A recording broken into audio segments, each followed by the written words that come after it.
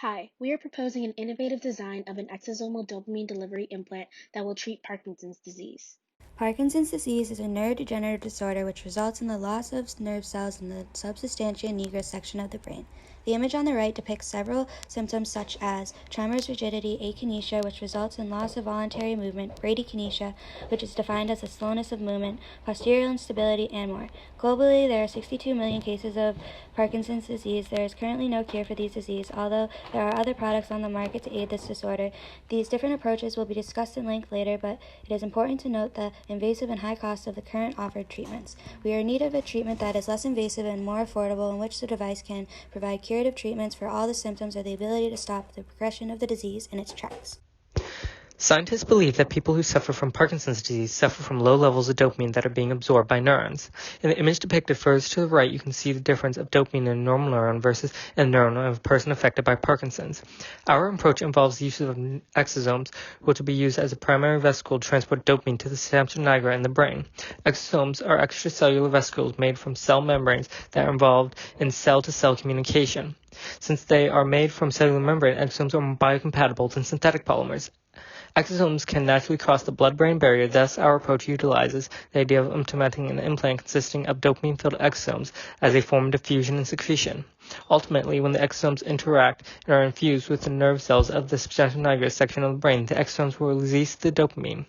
Dopamine is a neurotransmitter, which is a chemical released by neurons that allow nerve cells to communicate with other cells. Thus, it controls behavior and motor control function. There will be a controlled release of dopamine at around 300 milligrams per day over a span of 6 months. These rates and concentration are determined by research of similar drug application, one commonly known as sediment.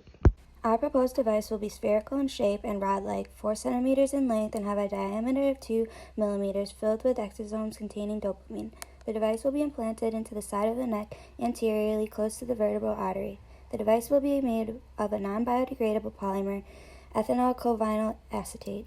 EVA polymer is known to be a highly biocompatible, non-biodegradable, and flexible material that is suitable for long-term drug delivery use. The membrane of this polymer can be easily altered to control the rate at which small molecules can be diffused out.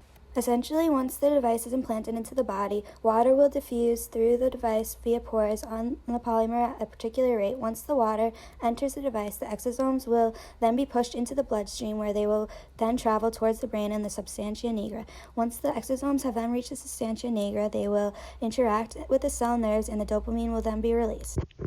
Some of the benefits include that it is minimally invasive with a smaller risk involved compared to a surgical procedure.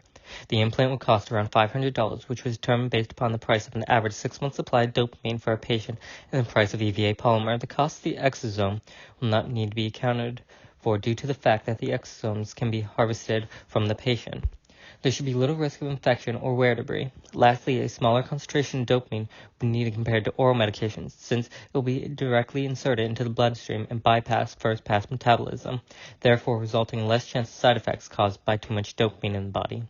Some of the disadvantages include that the fact that our proposed device is not a cure, so it may not alleviate all symptoms of Parkinson's disease and may cause side effects from the dopamine secreted or loaded exosomes if they do not travel properly to the brain.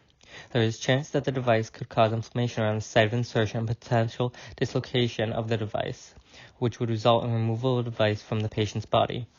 Lastly, it is not likely the insurance company will cover the cost of the implant. Currently, there are several different approaches and proposed treatments for alleviating Parkinson's disease symptoms. Some of those treatments include deep brain stimulation, which is an extremely invasive procedure where electrodes are implanted into the brain. It can cost upwards of $50,000 and does not stop the progression of PD. L-DOPA is a common drug that is a natural precursor for the metabolism of dopamine.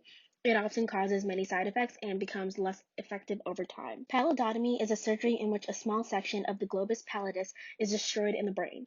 Many risks are associated with this surgery, and the longevity of the effects of pallidotomy are unknown. Thalamotomy is a procedure that involves the destruction of the thalamus. The procedure only improves tremors, and many risks are associated. Our device has a fairly simple procedure that is minimally invasive. It would only take about an hour to complete the entire procedure. The device is designed to be fairly small in size, which makes the insertion procedure fast, easy, and cheaper for the patient since no special surgical training or instruction is required. In addition, when injected, the device is able to control drug release and is designed to transfer dopamine from the rod injected in the neck directly to the brain. If our device were not to be implemented, then patients who suffer from Parkinson's would have to endure more expensive and invasive surgery as well as potentially suffer from several risks. Thank you.